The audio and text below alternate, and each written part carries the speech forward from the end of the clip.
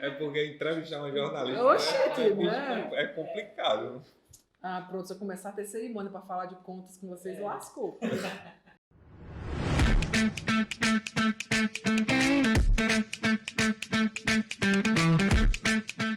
Fala galera, sejam bem-vindos a mais um Papo Empreendedor do canal Play América. Antes de começarmos, tem que fazer aquela tradição, né? Ir lá, se inscrever no canal, ativar o botãozinho da notificação para estar recebendo aqui as informações do Papo Empreendedor. Que hoje tivemos a honra de receber nossa querida Patrícia Rocha. Olha aí, a gente pode dizer nossa querida Patrícia Rocha. Ela que já é cliente nossa, que já é parceira, né? A gente agora também é cliente dela. Enfim, uma troca, né? Misturou tudo.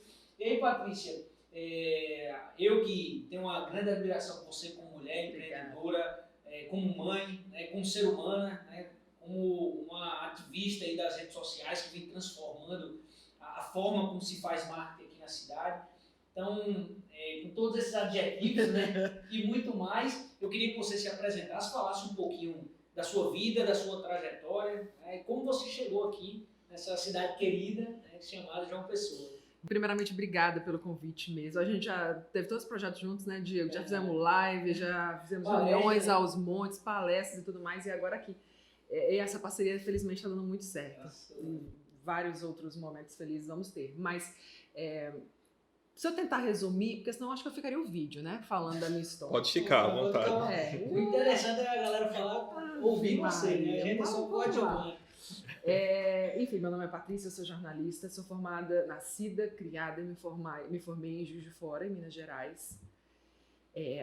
Até então, lá, naquela época, eu tinha uma vontade muito grande Você de descobrir o mundo, sim. Nasci lá, minha família toda de lá, apesar de ter ramificações em Rio e São Paulo, mas o núcleo mesmo é de Minas e é uma família tradicional mineira, sabe? Bem enraizada, com aquela cultura viva. A minha avó é aquela, tipo, tia Anastácia, né? Do sítio do Pecó Palmar. É aquela avó é minha, sabe? Que bota os netos aqui, que junta pra fazer comida, pra pintar. Eu nasci assim, fui criada assim, com muitos primos ao redor. Mas eu tinha dentro de mim desde sempre um sentimento, não digo nem vontade, mas era uma coisinha que me dizia que eu ia sair. Que aquilo ali era um trampolim pra mim, que aquilo ia ser, óbvio, sempre a minha raiz, a minha história, né? As pessoas que eu ia honrar pra sempre, mas que meu lugar não era aquele. Mas onde era também eu não fazia a menor ideia. E aí eu tive fases da minha vida de amar o Rio, queria morar no Rio de Janeiro, porque o Rio de Janeiro era muito longe da minha realidade, apesar de ser fisicamente muito perto. Mas era uma megalópole, né? Aquilo era muito diferente do meu mundo. Já tive vontade de morar na Europa, já tive vontade de morar nos Estados Unidos. Morei fora, mas não era ainda. E quando eu fui para a faculdade e eu me descobri apaixonada pelo jornalismo lá, não foi antes. Antes de eu entrar na faculdade eu queria ser atriz, porque eu sempre fui apaixonada pelas artes cênicas, fiz teatro durante 12 anos. E aí quando eu tava dentro da faculdade eu falei, não é isso, eu quero a televisão sim, mas não para atuar, para fazer jornalismo. E aí eu percebi que era a minha profissão que ia me levar para algum lugar.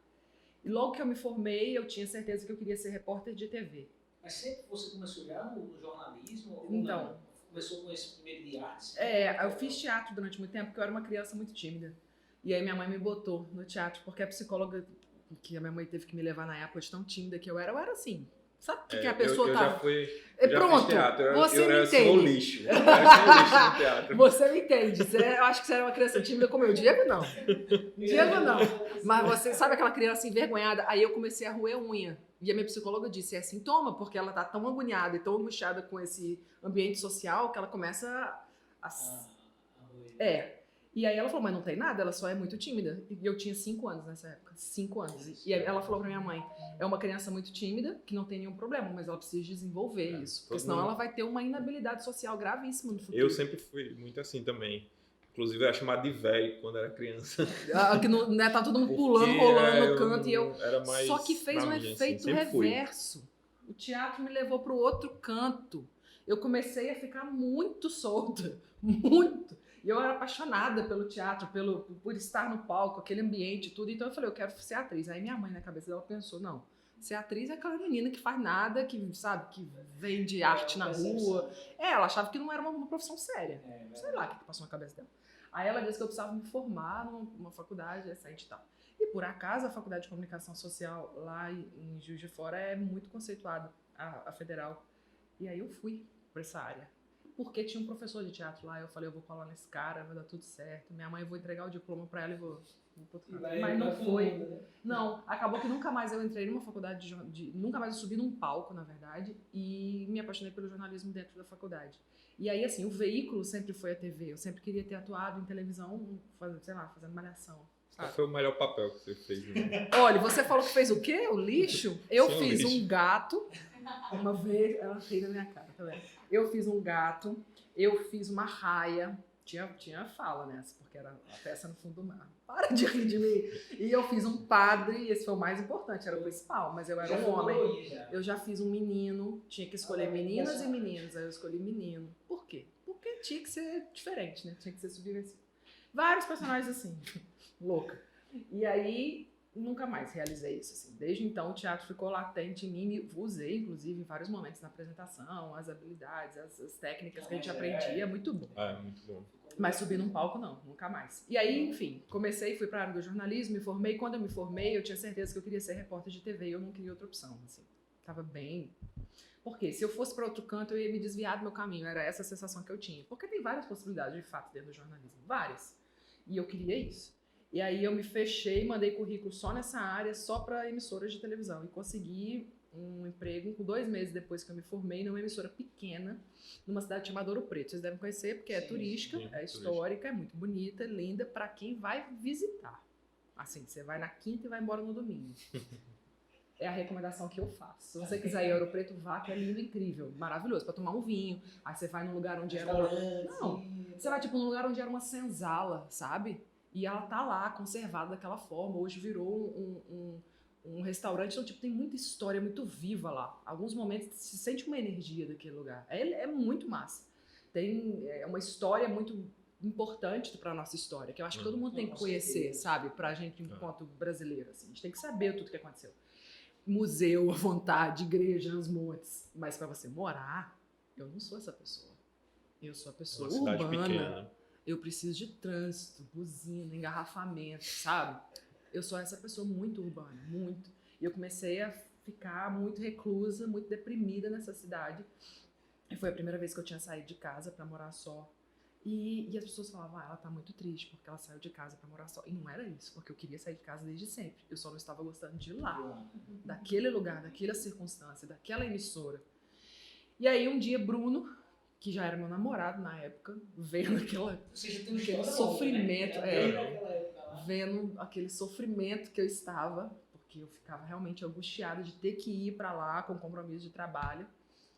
Ele foi de Juiz de Fora para lá, porque ele morava em Juiz de Fora e eu em Ouro Preto. E ele bateu lá para ficar comigo, para me dar um suporte psicológico, emocional. E eu lá só chorando. E o Bruno falava, você não tem que reclamar, você conseguiu um emprego na área que você queria. Tenha calma, paciência, eu não aguento essa cidade. De fato, a cada dia era um sofrimento. Eu já tinha esgotado meu limite. E aí a gente ajoelhou, bem cena de novela, a gente ajoelhou na cama, um do lado do outro, e a gente fez uma oração. E eu disse, aconteça o que tiver que acontecer, mas me deu um sinal, eu estava no meu limite, né? E aí, 1h30 da manhã, nessa noite que a gente dormiu, o Bruno recebeu uma mensagem, na época SMS, tinha um WhatsApp. Eu me sinto muito velha falando isso, mas tinha, gente, o WhatsApp. E aí, não faz tanto. Corta essa parte. Aí ele recebeu essa mensagem e dizendo que era a chefe dele, que tinha sido chefe em Juiz de Fora dele, e havia se mudado para João Pessoa, chamando ele para vir para cá. E ele não conhecia nada do Nordeste, ele só tinha ido a Porto Seguro uma vez, quando mais jovem, mais ainda. E eu falei, ótimo, João Pessoa é incrível, bora. Ele ficou assim, eu falei, não é massa, eu já fui. E eu realmente já tinha vindo. Porque minha mãe viajava muito com a gente, eu e meu irmão, quando a gente era pequeno, e eu só sabia que tinha um hotel redondo na praia. Era a única referência que eu tinha de João Pessoa, era isso. Pessoa, um hotel redondo na praia, tá, beleza, só. Mas eu olhei no Google, aí vi, tinham várias emissoras de TV. Eu falei, tá danado não, que uma dessas não vai me dar um emprego, bora. E aí quando a gente chegou, a chefe dele, que tinha mandado essa mensagem, disse, eu não contrato casal. Tá certo, né? Tem outras emissoras, tá tudo certo. Vamos ser felicidade. grande, né? Uma capital tem tudo aqui e é o suficiente para eu ser feliz. Menino, eu saí de uma cidade histórica, que era uma cidade até certo ponto escura, sabe? Ouro Preto é isso, assim, é lindo, maravilhoso, mas basta. Pra visitar, né? Mas para viver eu precisava de uma cidade assim. E eu não sabia que era João Pessoa, nem nunca passaria pela minha cabeça essa sugestão. Mas eu porque ainda era acho João muito Pessoa aleatório. um meio termo entre a loucura de uns desenvolvimento grandes demais. centros. Eu concordo.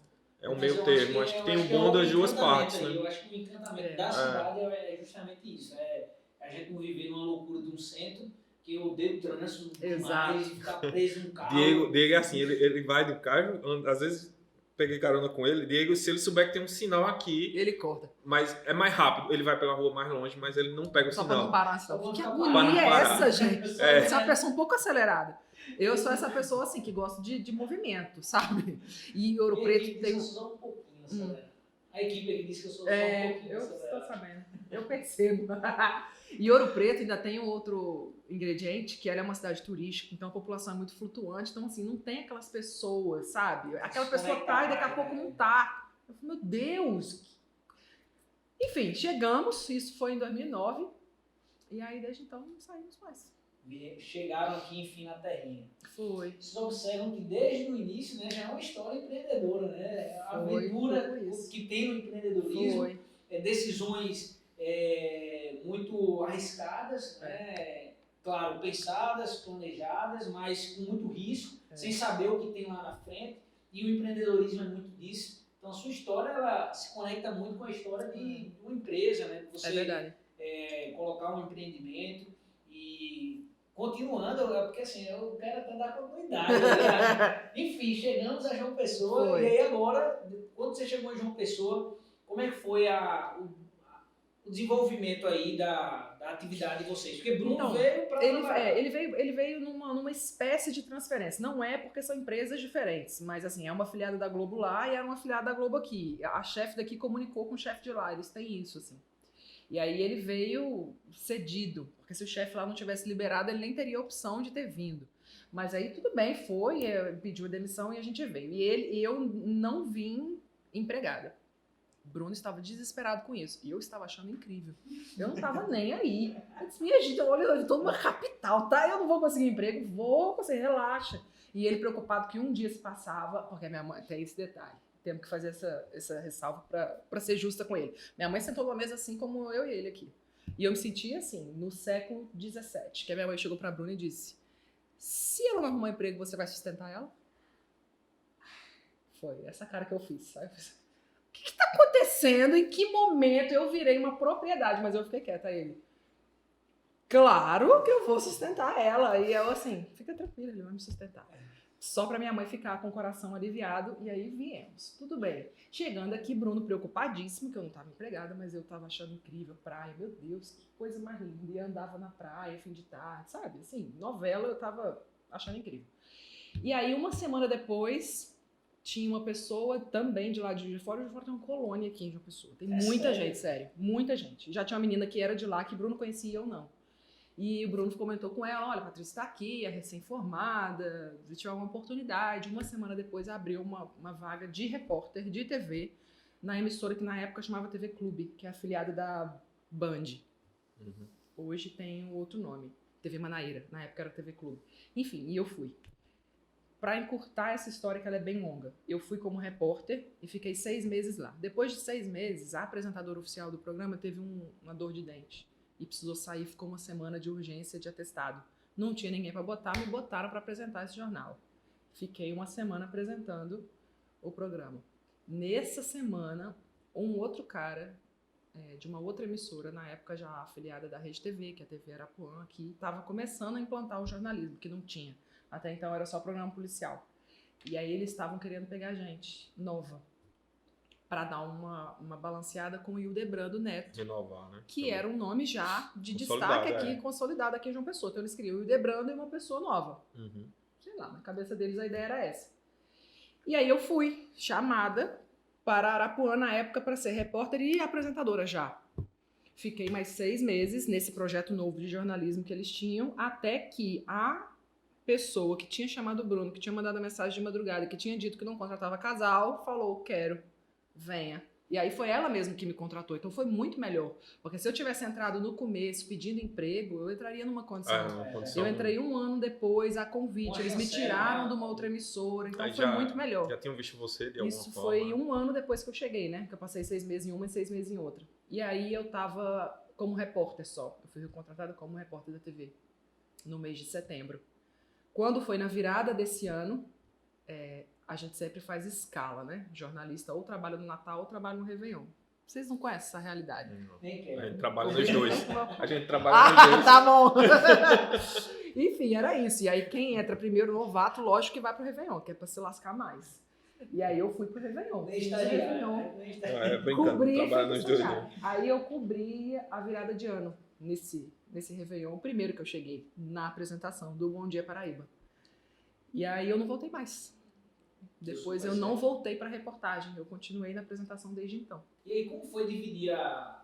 Vocês dividiram uma tela ou não? Não, assim, diretamente não. Eu apresentava sempre o Bom Dia e ele sempre o JPB primeira edição. Entendi. Mas como foi dividir aí o ambiente de trabalho? Então, era um ambiente mesmo, literalmente, assim, a gente dividiu uma redação, uma sala muito grande, mas eu era sempre a equipe do Bom Dia e ele é do 1. Em alguns momentos, nos primeiros anos, eu até fazia parte da equipe do 1, porque eu apresentava o Bom Dia e depois ia pra rua fazer matéria pro JPB e depois fazia link pro JPB. Então, sim, a gente dividiu tela muitas vezes, eu na rua e ele na bancada, várias vezes. Ele me chamava todos os dias ao vivo. Mas como ele não era o chefe, nem eu, a gente não tinha uma posição de hierarquia um com o outro, sabe? A gente estava participando da mesma equipe e tinha uma outra chefe. Sempre foi muito tranquilo. A gente até hoje pensa o jornalismo de uma forma muito igual. Muito. É perceptível isso em vocês. Eu acho que por isso que vocês conseguiram uma aprovação tão grande do público, né? Porque todo mundo conhece vocês. Eu mesmo, como telespectador, né, sempre assisti vocês e vocês trouxeram uma roupagem nova para o jornalismo paraibano, né? Para o jornalismo da capital, uma roupagem que era voltada muito para a parte policial, né, com os samucas da vida. E aí vocês trouxeram uma roupagem nova, e era legal, aquele bate-papo de vocês, todo mundo sabia. Era muito o Samuca J. Júnior, né? Nessa época. E aí vocês trouxeram isso e aí vocês se conectaram muito com a população, de uma forma que hoje todo mundo, quando se remete a um jornalista, sempre lembra de vocês. Eu acho que isso fica muito claro. Não sei se os meninos chegaram a acompanhar, que são muito novos, mas... Maria, o povo que começou a não me ver, eu tô ficando preocupada. É assim, a gente tá... Não, mas esse menino viu, né? Faz menos de 2 anos, né? Claro. Eu acho que trazer... Acho que na TV, assim, foi muito visível, pelo menos para nós telespectadores, né? O prazer que vocês tinham de estar ali realizando. Sem dúvida. A felicidade Sem de vocês dúvida. Estarem ali comunicando, né? Comunicando com a população, fazendo parte do dia a dia, tá ali na mesa do café da manhã, tá ali no almoço, né? Onde as pessoas normalmente se reúnem em família, né? Para fazer ali a alimentação. E a minha pergunta agora é, assim, quando, né, você encontrou um momento na sua vida que foi divisor de águas para que você saísse, né, do jornalismo? Que o Bruno hoje ainda continua, né? O Bruno ainda está na TV apresentando, mas você foi mais uma decisão mesmo própria, né? Eu queria que você compartilhasse um pouco. Mas ela já tem essa característica, né? Ela já tem aquela... sempre em busca de algo, né? Assim, eu não digo que é uma regra para todo mundo, mas eu entendo que o ser humano tem ciclos, sabe? E aquilo que te alimenta hoje não é nem que não vai fazer sentido em algum momento, ele vai ser insuficiente em algum momento, porque a gente tem que querer crescer, evoluir, aprender. E eu sinto que eu vivi no jornalismo tudo que eu tinha para viver.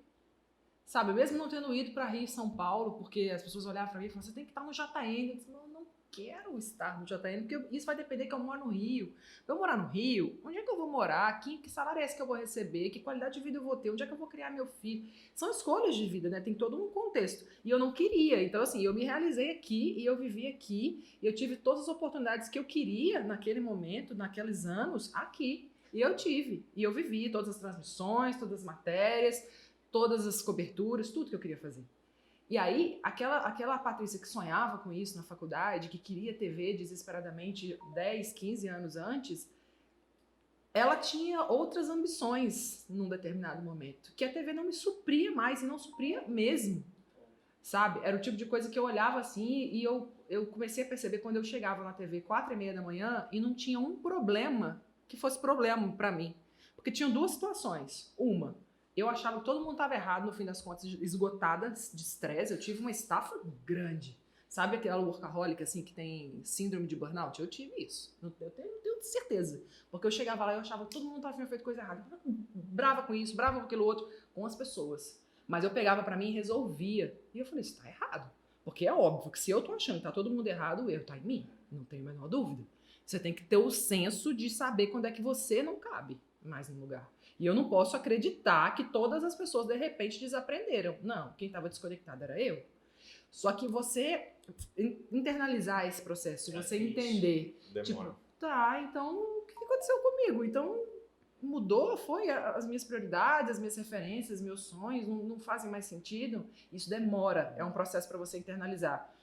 A primeira vez que eu falei com a minha chefe que eu queria sair, eu não queria sair, eu queria uma mudança ali, eu queria ajustes, eu queria sair do horário, eu queria ver se ela tinha uma ideia para me passar. E aí meio que tinha, não era uma coisa concreta. Aí nesse meio do caminho eu fui para a CBN, que é uma nova experiência, a rádio é fantástica, é muito massa. Mas eu sabia que era uma coisa temporária também para ver se me atiçava, sabe? Novamente, para ver se me acendia. E aí também não foi suficiente a longo prazo. Foi muito bom enquanto eu estive lá, mas não era suficiente para me fazer permanecer ali por mais 10 anos. Ponto. Cada vez mais, nesses momentos, então, a sua cabeça estava... Não, louca. Tome terapia para eu entender onde é que está o ponto. E aí eu comecei a ficar... eu digo crise, mas não é crise. É assim, é um momento de mudança. Só que esse momento de mudança, ele causa uma loucura interna. Entendeu? E aí eu comecei a revisitar tudo que eu tinha. Aí nesse momento eu me separei, porque vai que não é uma profissão, vai que meu problema tá com meu marido, né? Vamos testar aqui para ver se não é isso aqui, ó. Aí me separei, aí mudei o emprego, mudei a rotina, fui testando as coisas, mas não de uma forma consciente, não. Eu tava fazendo experiências na minha cabeça, eu tava vendo o que me fazia falta, tava vendo o que realmente tinha valor para mim e o que não tinha. E você olhando para trás assim, parece, porra, ela ficou testando o marido e indo e voltando. Não é isso. Não é isso, mas é um sentimento. Entendam, pessoas. Você tem que saber, em alguns momentos, o que as coisas significam para você, os seus limites, onde é que você pode ir. Eu costumo dizer o seguinte, sabe pesquisa eleitoral, que tem margem de erro para mais ou para menos? Ponto. Você é aquilo ali no meio do caminho. Você pode ir um pouquinho para cá e um pouquinho para cá. Fora disso, são coisas que te ferem na essência, que te ferem na raiz, não faz sentido. Mas você pode experimentar para cá ou para cá. É bom você saber onde é que você pode ir, sabe? Para ter certeza de que é aquilo que você... Para você testar o que aquilo significa, sabe? Eu costumo ver muitas pessoas, amigas minhas, que assim, tem namorado, por exemplo, isso para falar de relacionamento, mas podia ser qualquer coisa, que tem namorados desde 15 anos. E aí quando chegam nos 30, ela surta. Por quê? Porque ela diz assim... Cara, eu tô com ele há 15 anos, eu não tenho mais o brilho nos olhos, eu não tenho... Aí ela começa a achar que o problema é o relacionamento, mas é porque, na verdade, ela não sabe o que aquilo significa pra ela. Ela não entende o valor daquilo na vida dela. Né, sempre teve. Aí separa, aí fala, caramba, realmente eu sinto falta. Aí volta e diz, não, a vida é isso. A vida é o dia a dia, a vida não são as grandes mudanças, sabe? Não são grandes transformações. O dia a dia é aquilo ali, é o marido de sempre mesmo, que bom que tem, que bom que tá ali, que bom que se dão bem. Não precisa de ter sempre uma emoção igual todo capítulo de novela termina de forma emocionante. A vida não é assim, todo capítulo de novela. Volta aí, velho. Pô, a vida é o dia a dia. Só que o dia a dia naquela época, em 2019, começou a ficar massacrante. Então não era rotina.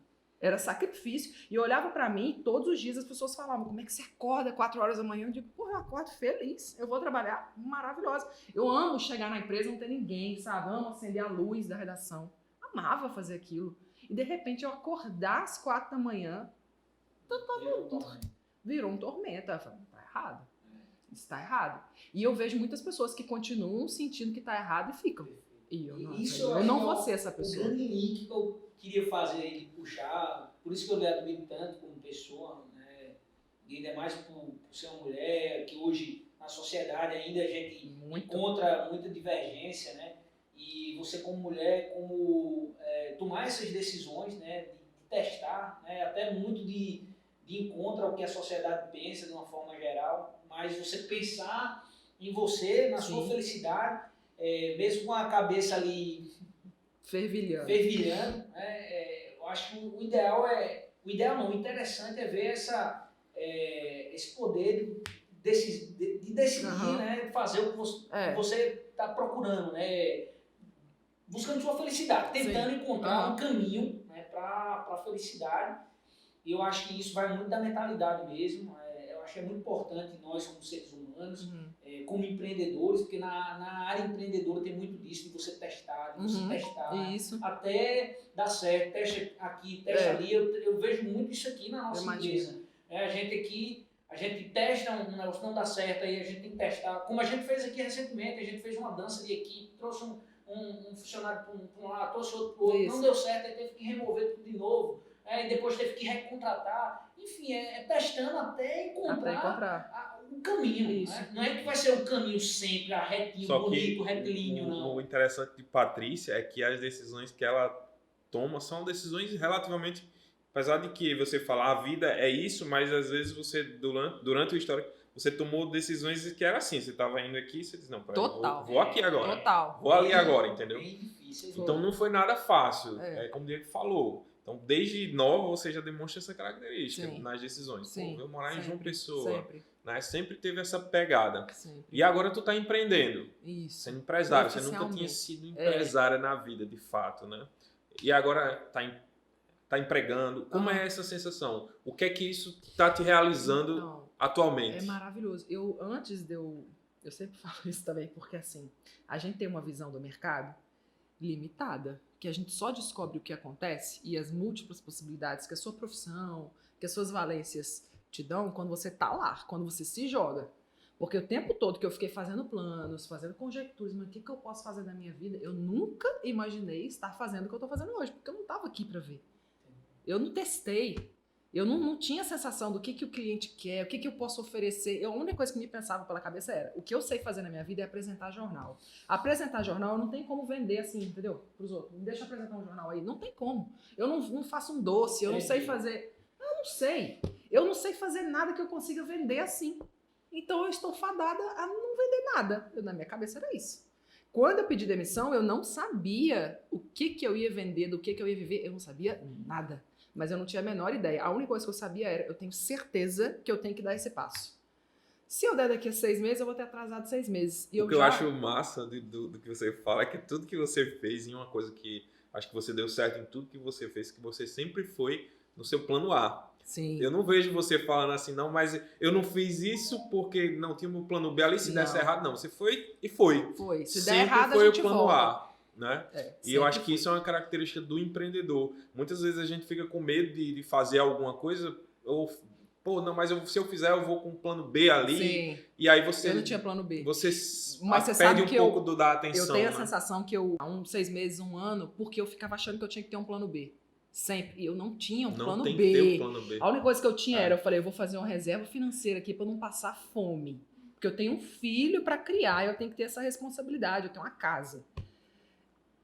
Ponto. E aí, o que me dá? Que se eu tiver uma reserva de 6 meses, 1 ano, gente, eu posso passar 6 meses, 1 ano num ano sabático. E quando eu pensava num ano sabático, quando eu tava lá naquela rotina louca de trabalho, era uma coisa tão absurdamente distante que eu nunca imaginava. E de repente eu falei, eu posso ter um ano sabático, sim. E eu botei agora. E aí, nesse ano sabático, que eu por acaso eu não sabia que ia ter uma pandemia no meio do caminho, ele ia ser um ano mais particular ainda. Aí chega a pandemia. Enfim, mas aí... interferência do meio do caminho, tudo certo. Eu pensei, eu vou ter esse ano e durante 6 meses eu penso e as oportunidades vão aparecer e de repente eu posso fazer uma outra coisa completamente diferente do que eu tô fazendo agora, mas eu só vou conseguir saber se eu for. Porque enquanto eu estiver aqui, não vou receber proposta nenhuma, porque as pessoas sabem que eu não posso trabalhar em outro lugar, as pessoas sabem que eu não posso emprestar minha imagem para lugar nenhum. Como que eu vou fazer planos estando aqui? Não é impossível. É impossível. Eu tenho que me conectar, eu tenho que me disponibilizar para o mercado, para as pessoas. E a gente fica nessa coisa, né, que tem que pensar que tem que ter um emprego formal ou que tem que ter uma empresa, que tem que abrir um CNPJ, sendo que, na verdade, as possibilidades de negócio, de se relacionar, de criação, são inúmeras. Então eu posso fazer, sei lá, criar uma conta na internet falando de um assunto específico que eu sempre quis falar. Eu posso criar um projeto social, engajando pessoas e vivendo de qualquer coisa. Eu não sou uma pessoa que vivo pro dinheiro. Ponto. Isso é algo que valoriza, assim, as minhas possibilidades. Isso é muito importante para qualquer empreendedor, na O verdade. dinheiro me serve sempre. Sempre. E eu casei com um maluco que é igualzinho. Você imagina o perigo que é. Assim, e a gente é desse jeito, assim. Porque é um negócio... Não é que a gente é responsável com o dinheiro porque a gente tem um filho. Mas, assim, é o tipo de coisa que a gente não trabalha para o dinheiro, sabe? A gente trabalha por amor porque acredita e o dinheiro é consequência. E ele sempre veio e sempre vem. Sempre aconteceu. E aí eu fico pensando que muitas vezes a gente tem que ter a veia do desejo, sabe? A veia daquilo que faz sentido. E aí, como consequência, você arruma um jeito de monetizar aquilo, entende? Porque se você trabalhar para dinheiro... Muito obrigada, até a próxima. Foi um prazer. Tudo aqui. Só ele resumiu tudo. Mas pode continuar. Essa foi um pontozinho que é top. Pra gente é muito disso. Eu vejo muito isso aqui na gente, né? Na empresa. A partir do momento que a gente se descobriu nisso, que a gente também se descobriu, não foi uma coisa que era do início desse jeito, a gente se formou, na verdade, se construiu. E a partir do momento que a gente se descobriu, eu falo muito para mim, olhando para mim, eu como pessoa, né? A partir do momento que houve essa descoberta, que eu descobri esse desejo, né? Essa vontade de fazer o que eu faço, que é com muito amor, com muita paixão, e que o dinheiro realmente é a mera consequência. Isso. Hoje a gente teve um exemplo muito claro disso aqui na empresa, inclusive eu saí na sala para compartilhar para o time, né? Eu disse, a gente está, por decisões, né, estratégicas na empresa, a gente está remodelando nosso negócio, e aí estamos, alguns clientes, né, a gente conversa com o cliente, como o cliente não está dentro do nosso modelo, a gente conversa com ele, Exato. já fala de uma possível indicação de um outro colega que é especialista, porque a gente não é especialista naquilo, porque a gente não consegue entregar da forma que a gente entrega onde a gente é especialista, né? E aí o cliente entendeu, a conversa foi top. A gente esperava que ele ficasse chateado tudo. Tá? Porque é um cliente que é muito parceiro nosso. Parceiraço nosso aqui. E ele entendeu demais, né? E ele disse, Diego, assim, eu agradeço a sua sinceridade, porque assim, pros clientes que a gente é especialista, a gente entrega muito. Eu sei. E vai muito além de dinheiro. Eu entendi. Porque com ele aqui, ele é um cara que deixa um valor considerável, um horário considerável. É um cara que, a gente não tem problema de inadimplência, paga em dia, e pra gente não é fácil. Claro. Remodelar nosso negócio com um cliente como esse. Mas não é só isso. Não é só o honorário, não é só aquele fluxo de caixa. Existe muita coisa. Existe esse propósito, que é isso que nos move, que é quando a gente consegue entregar, que é quando a gente consegue gerar informação. E isso entra na questão do plano A. Isso é o nosso plano A. A gente hoje, antes a gente tinha vários planos, sabe? Era o escritório, a gente é consultor do Sebrae, faz projeto. Então muitas vezes a gente dividia a atenção do nosso propósito, do nosso foco principal. A gente tem uma franquia, energia e o tempo. uma franquia de beleza. Eu não sei fazer nem a barba. A gente abriu Vai fazer sobrancelha. Nunca fiz, nem fazia. Tem uma empresa de sobrancelha em Paz, nunca fiz nada. Enfim. Então, a gente tinha vários planos, sabe, Patrícia? E mais ou menos 1 ano e meio para cá, a gente diz, não, o nosso plano A é isso aqui. Os outros, a gente não tem como abandonar, né? A gente ainda dá uma consultoria no Sebrae. Mas dá um suporte, né? Hoje a gente tem conexão, relacionamento. Mas o foco é o escritório. Claro. Esse ano, mesmo com a pandemia, tal, eu e Diego aqui, acho que se eu não tiver vindo pro escritório, foi 5 dias. Independente da pandemia. Durante a pandemia, estava eu e Diego aqui todos os dias no escritório, né? Então, correndo atrás, e a gente sempre com esse foco, né? Do propósito, de entregar, sabe? De chegar num... Não é o dinheiro, assim, eu estou ressaltando muito isso para a equipe, eu quero que eles internalizem isso. É uma coisa maior que a gente está aqui, não é o dinheiro. O dinheiro é apenas uma consequência, o dinheiro nos serve, né? A gente não está ali afocando Nossa, dinheiro. Deus me livre, ser refém de dinheiro. Isso, perfeito. Então, esse é o legal. E é muito legal ver você falando isso, porque quando você fala, eu me conecto muito com essa sua ideia, com essa sua história, com os negócios que você vem desenvolvendo, né? Que são coisas que você faz realmente movida por algo maior. E claro, devido ao trabalho que é bem feito, e aí tem que ter uma equipe preparada, você tem que investir, tem que fazer um trabalho legal, o dinheiro vem como consequência. Mas por isso que eu disse, para mim, a luta é fatal nesse sentido, porque eu acho que hoje é um grande segredo das micro e pequenas empresas de qualquer negócio. Quando eu estou conversando com qualquer empreendedor, eu digo, qual é o propósito do seu negócio? A primeira coisa que eu pergunto, por que você está fazendo isso? Porque se for só o que você está fazendo ali, aquilo ali ele pode ter um prazo de validade maior, menor, né? A gente tá dando aqui uma de Napoleão Hill, né? Fazendo o livro lá, que ele entrevistava um monte de empreendedores de sucesso e tal. E é engraçado que a gente tá fazendo várias entrevistas, acho que já é a 7ª ou é a 8ª entrevista que a gente faz aqui. E a gente vê características que são muito parecidas entre os empresários e empreendedores. E aí é uma satisfação gigante. Eu sempre falo isso. Porra, caramba, a gente tá aqui num momento que eu tô ouvindo coisas de empreendedores de sucesso, de uma galera que tá dando certo e eu consigo me espelhar. Eu consigo, também tô fazendo isso, também percebi isso. E eu e Diego, a gente não tá tanto tempo nessa pegada. Vai 2 anos e pouco. A gente já foi refém do dinheiro, né? A gente já trabalhou pelo dinheiro. Hoje não tem mais isso, graças a Deus. Amém. Enfim, e a gente vê que a gente vai muito longe se continuar nesse caminho. E a gente, por exemplo, aqui o canal começou há pouco tempo, mas a gente só, vamos supor que tivesse uma visualização, para mim valeria a pena, porque eu tô podendo ouvir isso de empreendedores, essas ideias, pra gente é muito valioso. Patrícia, eu participo de todas as entrevistas e eu assisto todas as entrevistas. Faço questão, porque quando eu estou assistindo, eu estou aprendendo. Ontem mesmo eu estava assistindo um que a gente fez na quinta-feira passada, com o empreendedor Joca, né? Abraço, Joca, lá da Joca São Carlos. E assim, cada detalhe da entrevista, cada ponto, eu até com a Bia também, que a gente teve aqui de cara com a Bia entrevistando a gente. Eu vi também. Eu até disse a ela, Bia, ela saiu muito bem, né, na mediação aqui com a gente. Ela disse que não gosta de se ver, né? Eu sempre gosto, porque eu aprendo muito, estou aprendendo muito com você. Você, como disse, para mim é uma enciclopédia viva que vem ensinando aí as pessoas, principalmente as meninas, principalmente as mulheres, né? E você vem aí com um canal também no YouTube, né, que é o Desconstruindo. Isso. Tem nome é Gerúndio, né, da ideia de continuidade. Como é que esse canal se conecta aí com tua vida empreendedora, ou é mais um viés social? Como é que tu... Não, ele é um projeto social. Ele é voluntário, todo feito por voluntários. Hoje ele é um braço da minha empresa, porque eu entendo que apesar dele ser voluntário, ele tem que ter seriedade e compromisso. Principalmente porque ele tem frequência e é uma periodicidade. Não pode ser algo que a gente tem que fazer quando der para gravar, porque senão não vai gravar nunca. Sempre vai ter outra prioridade.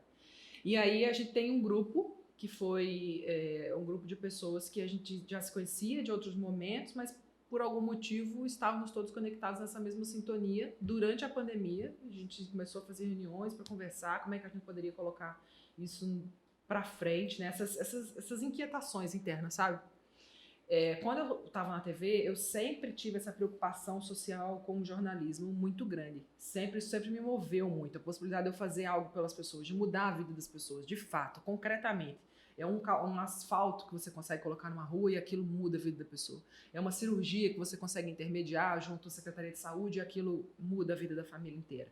Várias situações desse tipo a gente viveu. E isso sempre foi o que me moveu. Só que, obviamente, na mídia aberta, a gente tem limite de tempo, limite de atuação. Eu não posso transformar aquilo num projeto social. Não posso. É inviável, é impossível. Eu tenho que dar conta de outras coisas, não só aquilo que pulsa em mim, mas o que é a cidade. Eu tenho que respirar. O jornalismo ele tem que transparecer, refletir a cidade, o estado, no caso, né? E aí sempre ficou em mim essa sensação de que a gente deveria levantar pautas que não são discutidas. Especialmente aqui na Paraíba, não vejo nenhuma plataforma que fale sobre algumas situações da forma como o Desconstruindo se propõe. Eu conheço alguns coletivos, inclusive, mas que atuam em outras esferas. O YouTube, com um produto audiovisual, para mergulhar em algumas questões, não existe aqui. E foi isso que a gente se propôs a fazer, para falar de questões sociais que são urgentes e que a gente precisa conversar. A gente falou sobre racismo, a gente falou sobre LGBTfobia, falamos sobre machismo, falamos sobre saúde mental, falamos sobre a crise do meio ambiente, falamos sobre várias pautas, estão todos os vídeos aí. O nosso próximo vídeo, que deve sair essa semana, é em alusão ao Dia da Consciência Negra. Eu não sei quando é que esse vídeo aqui vai pro ar, mas enfim, na próxima sexta-feira, dia 20 de novembro, é o Dia da Consciência Negra. Urge que a nossa população entenda de onde vem, onde é que nasceu o racismo, sabe? Onde foi, História, né? o que foi que História. aconteceu com a gente pra gente enxergar um outro ser humano de uma forma assim tão diferente.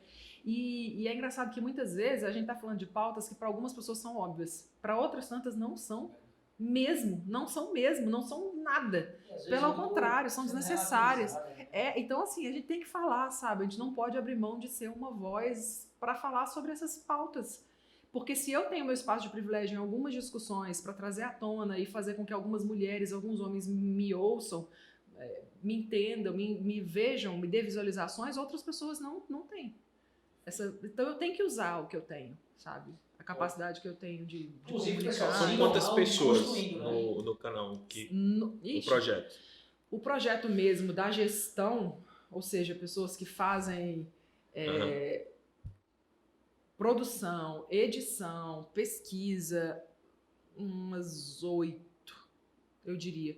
Mas aí tem os colaboradores, né? Que são pessoas que enviam os conteúdos pra gente, assim, pra gente publicar não só o que a gente tem pra falar, mas as outras pessoas que mandam outros pontos de vista. Aí tem mais de 20 pessoas que são colaboradores diretos legal. desde o começo. E a galera, todo mundo voluntário.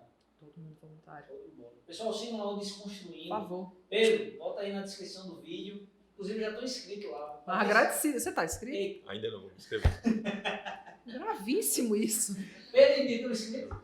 Gravíssimo. Meu Deus. Me ajude. Ainda não, né? Ajude, senão o Patrícia tem que compartilhar para o planejamento. Pelo amor de Deus. Vamos ajudar aí, né? Bis, Agora se inscreve, se inscreve. Agora. youtube.com/desconstruindo é fácil. Top. Ei, Pedro, não esqueça de botar na descrição do vídeo aí, viu? Bote aí. Desconstruindo para a gente ajudar esse projeto Patrícia, que eu acompanho também. Vejo lá nas redes sociais, é um projeto bem legal com esse viés aí que fala de uma galera São que pautas ainda não atuais ouve, também, São né? pautas bem atuais. Finalmente. Foi pressão aqui. Não vou nem prometer, vamos Obrigada escrever pela agora. espontaneidade com que você se inscreveu. Foi incrível. Foi bem espontâneo, né, Foi Patrícia? ótimo, foi super livre. Além desses projetos, trazendo já um pouquinho para o teu lado mais como mulher, porque eu acho que hoje é impossível não desconectar. Você é uma pessoa muito que externa a sua vida, né? E é legal que a galera que acompanha, eu mesmo lá sou um seguidor seu, tá? Acompanho sempre. Como é que é a Patrícia antes do Lucas, né? E depois do Lucas, né? O que transformou? Porque hoje eu ainda não sou pai, né? Mas é um grande sonho de vida que eu tenho. Eu não tenho como verbalizar como é essa sensação, mas eu acho importante você Lucas tem quantos anos? 6. 6 6 anos. Então é novo, né? E tem uma Patrícia antes do Lucas e outra depois do Então, Lucas. até tem, mas assim, não é o tipo de coisa que eu olho de forma romântica, assim. Rapaz, no dia que ele nasceu, eu me transformei como num parte. Não foi assim. Não, o amor também não é. De um dia que eu descobri que estava grávida, eu já te amava. Não é assim.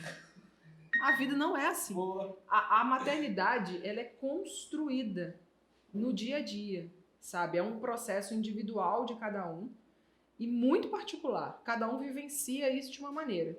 Então, sim, existe. Hoje o Lucas tem 6 anos, eu há 10 anos tinha outra visão do mundo, tinha outra visão de mim, tinha outras ambições. E o Lucas, de fato, mudou rumos na minha vida. Um dos motivos pelos quais eu saí da TV foi a maternidade, que quando ele era pequenininho, ele não tinha noção do que era dia, o que era noite, ele não sabia que era uma criança, filho de uma mulher e filho de um pai que trabalha. Quando ele não tem noção do mundo, eu não tinha nenhum problema com o meu horário de trabalho.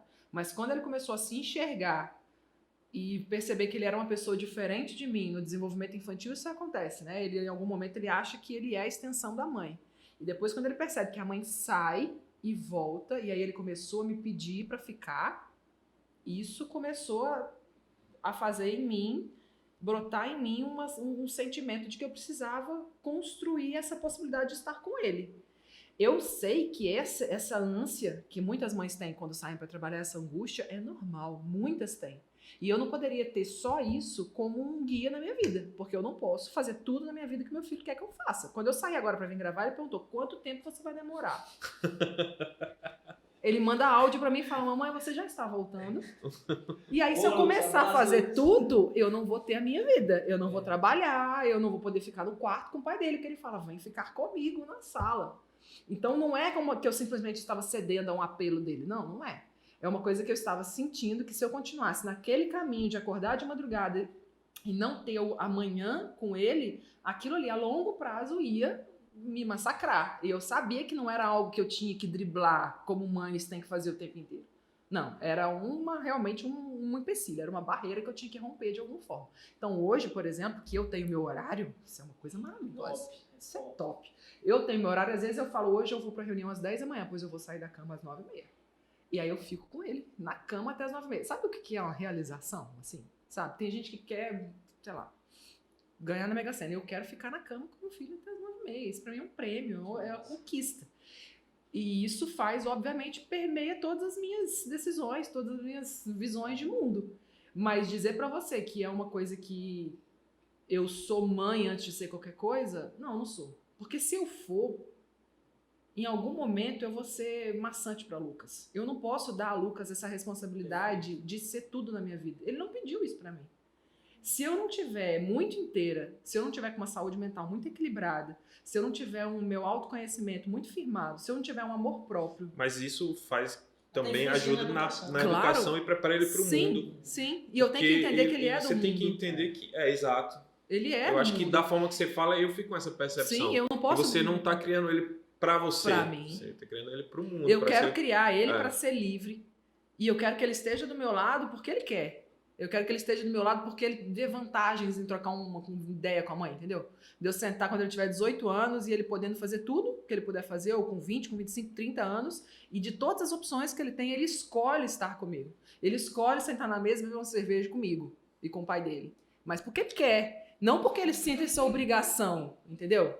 Minha mãe. Pronto. Minha mãe, eu tenho 34 anos, é desse jeito. Né? Aí, é uma peça. Vida, mas então, tudo que eu vejo hoje em dia são mães que cobram presença, mães que dizem: porque agora você arrumou esse namorado, você não quer mais sair comigo. Lógico que não quer. Um menino de 17 anos vai querer sair com a mãe, você acabou de arrumar um namorado. Deixa viver, sabe? Há ciclos, há processos, e ele tem que viver os ciclos dele. Da mesma forma que eu vivi, da forma que eu pude viver os meus. Tenho minhas crises que eu trato na terapia com relação à minha criação, óbvio, porque todo mundo é assim. Mas eu tento criar o Lucas dessa forma. E tento construir os meus passos enquanto Patrícia. Porque eu sou uma pessoa e ele é outra pessoa. E eu não posso vincular a razão da minha existência à vida dele. Coitado! Imagina que peso. Nem ele é a sua, e né? nem ele é a minha. Top, velho. Legal. Tô aqui foi um momento de aprendizado grande, né? Sobre educação familiar, né? E sobre clareza, né? da vida. Eu acho que isso é muito importante, a gente ter uma clareza da vida, e você se demonstra muito dessa forma. Eu acho que por isso que eu tenho uma grande admiração por você como mulher, como ser humano. Obrigada. Né? Pela clareza que você tem nas suas afirmações, né? O que você busca, né? E essa forma de educar, você falou aí, eu conectei muito, porque minha mãe é desse jeito. Eu tenho 34 anos, apesar de cara de 28, 27. A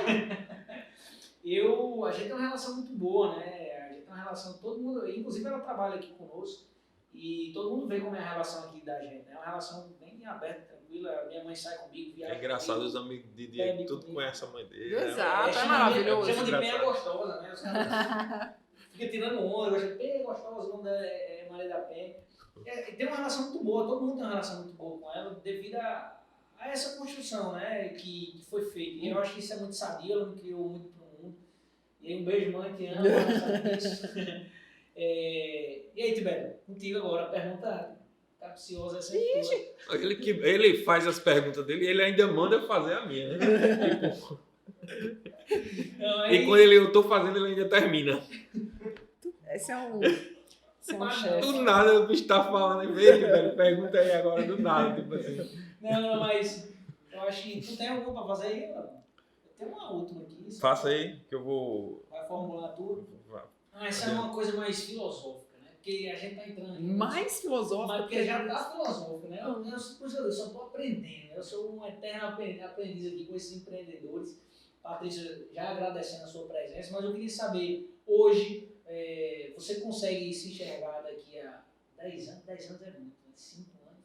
Como é que você se vê na sua carreira, você como hoje empreendedora, vem se descobrindo essa empreendedora aí que cada dia mais eu atesto e vejo a sua ascensão. Como é que você se vê daqui a 5 anos? Ou você ainda não está pensando nisso, está focada no curto prazo? Eu sempre penso, na verdade, assim. Eu desde sempre, eu me vejo, eu me projeto, entendeu? Mas sempre sabendo que pode mudar a qualquer momento. Como já foi provado, porque o mundo pode mudar e porque eu posso mudar. E eu não vou ser a mesma pessoa daqui a 5 anos. Daqui a 5 anos, por exemplo, eu estou formada. Hoje eu sou estudante, né, de psicologia, e eu quero estar formada. E aí, depois que eu estiver, de fato, no mercado da psicologia, muitas possibilidades podem surgir. Inclusive a tradicional, de ter uma clínica e atender pacientes e tal. Ou não. De repente, eu posso usar esse meu conhecimento na psicologia para fazer um grande projeto com mulheres, por exemplo. Internet. Porque hoje eu digo, inclusive, no meu Instagram, que eu acolho pessoas com dores emocionais que querem conversar, mas eu não atendo, eu não posso atender. Talvez um dia eu possa. E aí eu gravo vídeos e para mulheres especialmente. E foi difícil, inclusive, para mim nichar. Porque a gente quer falar para todo mundo, né? Quem tá na TV aberta quer falar para todo mundo. Aí eu tenho desde a criança que me segue até o senhorzinho. E aí, de repente, eu vou falar só para mulheres, vou perder um povo. Só que é melhor eu falar de forma mais assertiva para um público mais restrito do que eu ficar tentando atirar para todo lado. Perfeito. E não ser assertivo. Você vai atender seu propósito. E aí eu acho que hoje, a preço de hoje, 2020, não sei, eu falo para essas mulheres, porque é muito da minha vivência, que eu acho que essas mulheres precisam ter.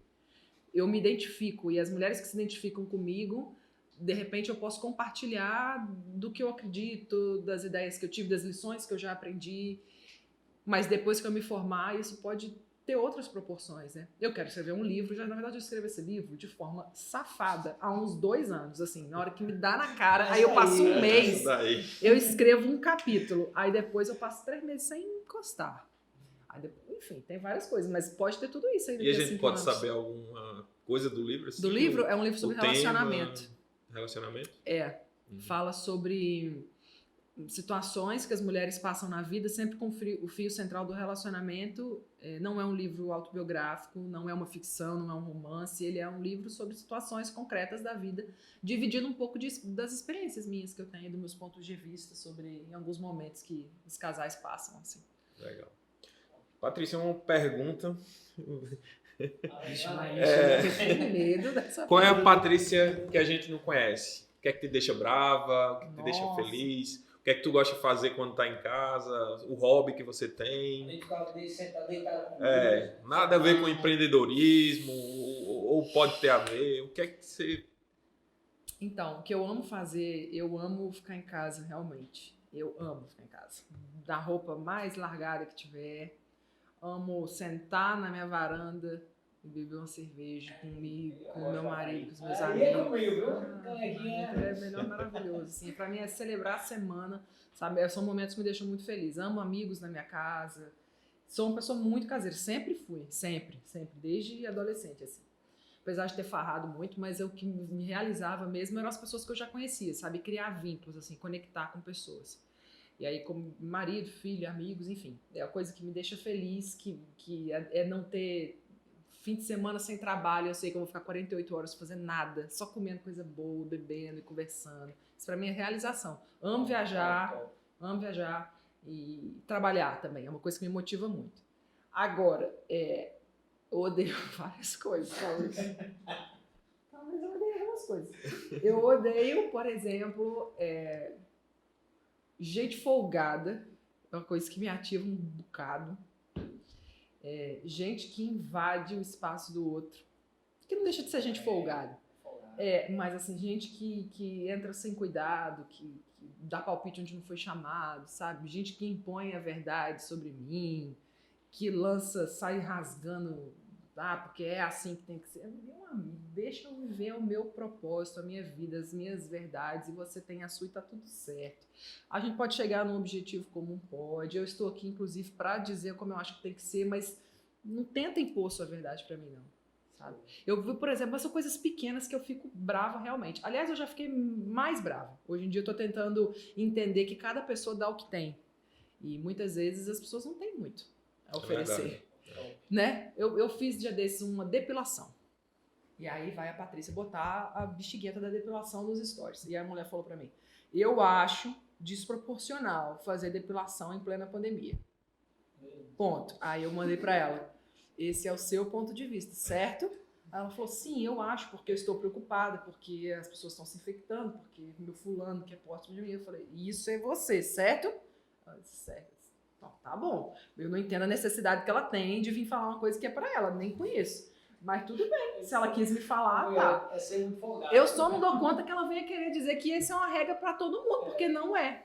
Entendeu? Assim, enfim, não gosto, isso me deixa pé da Isso vida. aí tem muito. Mas não foi calma a minha resposta? Que eu não poderia ter falado, minha filha vai tomar conta da sua vida? Não falo assim, eu já tô ótimo, eu falo de boas. Mas que eu gosto, não gosto não, eu fico pra morrer.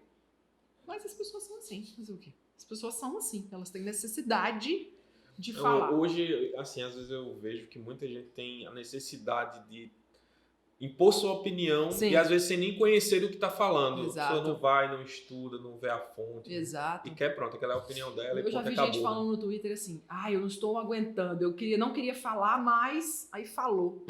Amor, bota esse seu texto no WhatsApp para sua psicóloga, entendeu? Porque é um problema seu. Eu não tem nada com isso. Essa questão de impor verdade, é uma coisa você expressar um pensamento seu, todo mundo é livre para pensar, claro, dentro da medida, né? Acho que cada um é livre para pensar, principalmente as pessoas que influenciam, acho que tem que ter cuidado eu acho. na hora de falar. E eu não tô falando sobre pessoas que pensam de forma criminosa. Eu não tô falando aqui sobre Isso, livre manifestação de racismo, homofobia, não é isso. Eu tô falando de formas de viver. Perfeito. Entendeu? Então, aí...